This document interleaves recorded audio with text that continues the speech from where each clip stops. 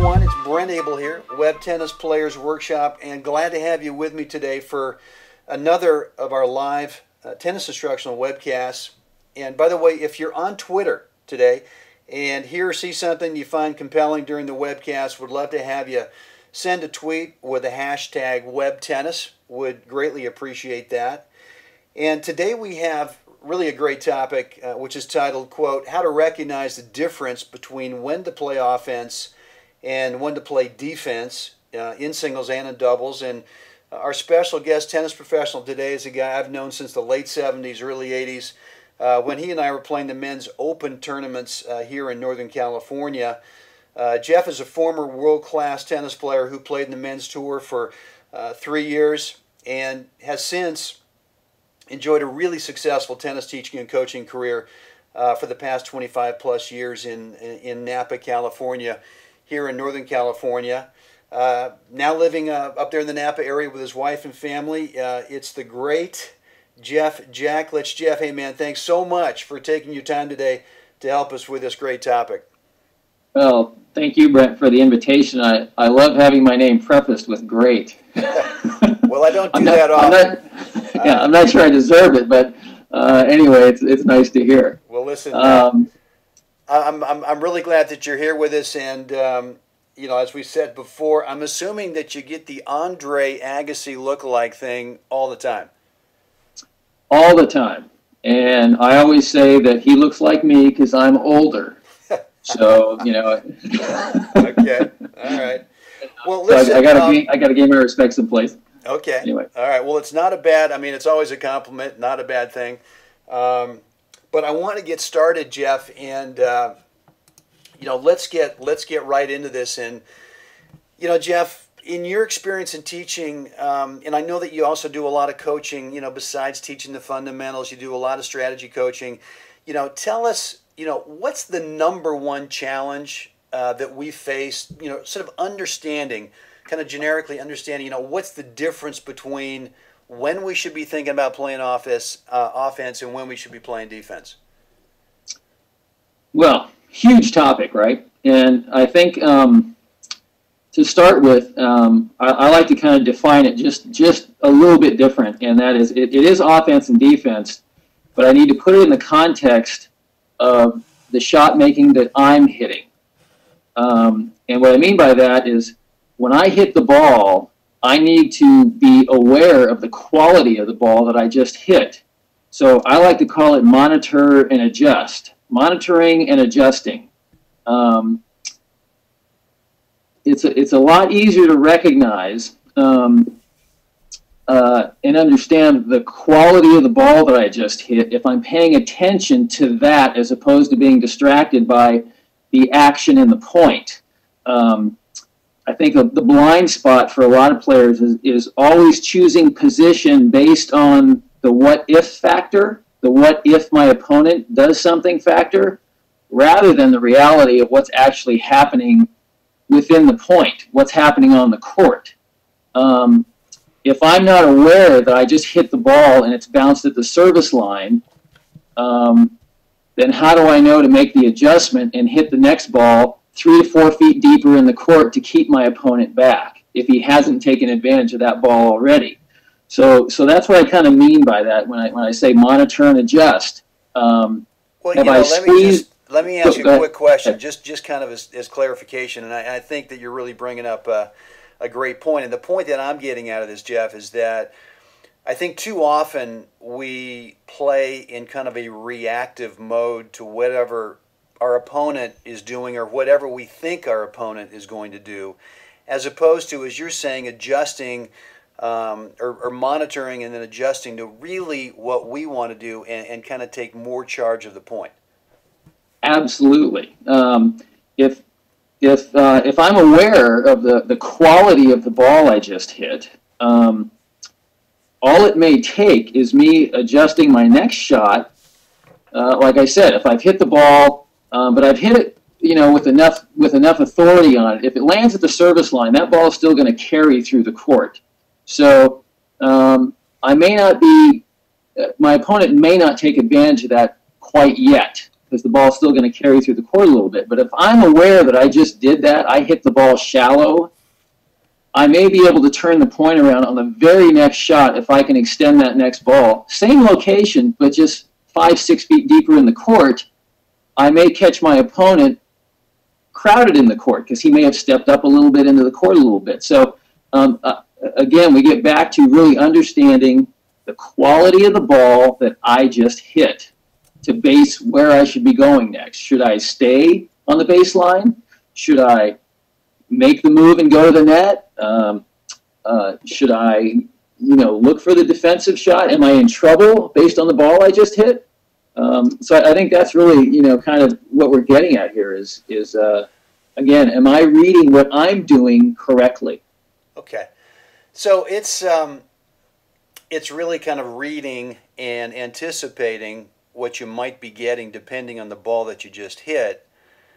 And for me, I posted a little video yesterday, and the topic of the video was that going from defense to offense for me is not so much about being a big shot maker and thinking in terms of, well, offense means I now get an opportunity to hit a winner or hit a big shot. For me, it's much more about going from defense to offense, Jeff, is about court positioning. And I think what you just said is, are you monitoring the shot that you just hit, the quality of the shot, and how does that relate to, where do we want to go to next on the court? So, for example, if I'm out there, in fact, let me kind of bring this up. Let me bring up the court diagram here, and let's say that I'm into a cross-court forehand exchange, being a right-handed player as the server with my opponent. And, if I hit a ball that really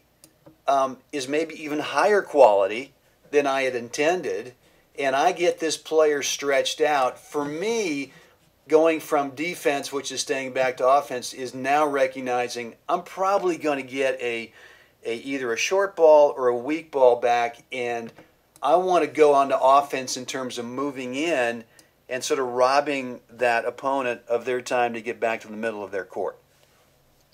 Couldn't agree with you more, and that's exactly it. It's not just recognizing when we've unintentionally hit the weak ball, but it's recognizing when we've unintentionally gotten ahead of the ball a little bit. Maybe I hit an angle like you just diagrammed there. I hit it a little deeper, squeezed the line a little more than I intended, but you know what? It's turning out pretty good.